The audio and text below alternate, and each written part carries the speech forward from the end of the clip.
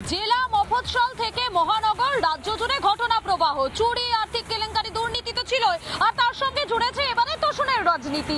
কি ছবি এই বাংলার? আর এই বাংলার কি ছবি বলতে এখন আমাদের নজর রাখতে হয় প্রত্যেকটা মুহূর্তে মুর্শিদাবাদের আপডেটের দিকে।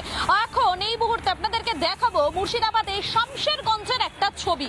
শামশেরগঞ্জের একটা গ্রাম, যে গ্রামটা রাতারাতি পুরো ফাঁকা হয়ে গিয়েছে।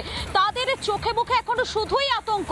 কিসের আতঙ্ক? কেননা তারা চোখের সামনে দেখেছেন সেই তাণ্ডব লীলা, কিভাবে তাদের বাড়িতে ঢুকে কার্যত তছনছ চালানো হয়েছে তারা দেখেছেন। আর সে কারণেই ঘর ছেড়ে, ভিটে মাটি ছেড়ে পাশের জেলাতে আশ্রয় নিয়েছেন এই ঘর ছাড়ারা, এবং তারা প্রশ্ন করছেন তাদের এই মুহূর্তে হবেটা কি, তাদের পাশে দাঁড়াবেটা কে।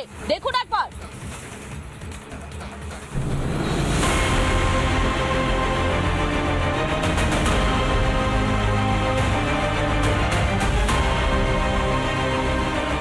গ্রাম নয়, যেন যুদ্ধক্ষেত্র। 47-এর আতঙ্ক ফিরে এলো 25 সালে। উপরে যে পাখাটা ছিল সেই পাখাটাও এতটাই তাণ্ডব চালানো হয়েছে, সেই পাখাটাও ভেঙে দেওয়া হয়েছে এবং ভাঙার পর পুড়িয়ে দেওয়া হয়েছে। একটা শোকেস ছিল, সেই শোকেস আগুনের যে তাপ, সেই তাপে দুমড়ে মুচড়ে গেছে, ভাঙচুর করে লুট করা হয়েছে।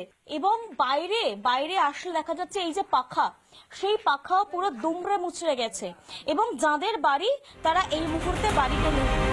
মুখে মাস্ক, হাতে তরোয়াল, কারো হাতে আবার বোমা। রাতের অন্ধকারে শামশেরগঞ্জের একটি গ্রামে এভাবেই ঢুকে পড়ে হিন্দু বিরোধীরা। সম্ভবত তারা বিড়ি বাঁধতেন, তাদের সেইটুকু ধ্বংস করে দেওয়া হয়েছে। আলু, পেঁয়াজ, রসুন, তাদের যে কাঁচা মাল ছিল সেগুলো নষ্ট করে দেওয়া হয়েছে। খাবার থেকে শুরু করে সব আগুনে ছাড়খাড় করে দেওয়া হয়েছে। খাটের বিন্দুমাত্র জিনিসপত্র নেই, উপরের পাখা, কিচ্ছু বেঁচে নেই। এই মুহূর্তে এখানে কিচ্ছু বেঁচে নেই। পুড়িয়ে দেয় একের পর এক ঘর। ঠিক কি হয়েছিল সেদিন, সেই প্রসঙ্গে রিপাবলিক বাংলার প্রতিনিধিকে জানিয়েছেন এলাকার কয়েকজন আতঙ্কিত হিন্দু। সব তারওয়াল, ছিনি, বোম নিয়ে সব চলে আসে। যেই দেখেছি সেই ঘরে ফাটাফাট লোক করে আমরা বাড়ি ছেড়ে সব একদম পালিয়ে গেলাম, এই মন্দিরের কাছে থাকলাম। কারা হামলা চালালো সেদিন? বাইরে থেকে সব এসেছে। হ্যাঁ, গ্রামের নয়, কেউ চিনে, কেউ হয়তো যাদের নাম আছে তাদের চিনে, যারা নাম দিয়েছে বাইরের লোক খুবই। অন্তত এই গ্রামে যারা থাকেন তারা আর কেউ থাকতে মানে কেউ নেই, সবাই ক্যাম্পে চলে গেছে। এমন মর্মান্তিক ঘটনাতে কেউ থাকতে পারবে? জমি নেই, ঘর নেই, নিরাপত্তাও নেই। আছে শুধু রাজ্যের বিরুদ্ধে প্রশ্ন, আর আছে হাহাকার।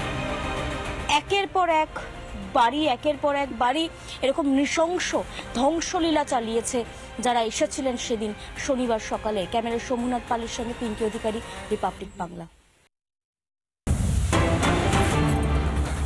নানা ধরনের কন্টেন্ট দেখার জন্য লাইক করুন, শেয়ার করুন আমাদের ফেসবুক পেজ, সাবস্ক্রাইব করুন আমাদের ইউটিউব চ্যানেল। পাশাপাশি অন্যান্য ব্রেকিং নিউজের জন্য অবশ্যই চোখ রাখুন রিপাবলিক বাংলায়।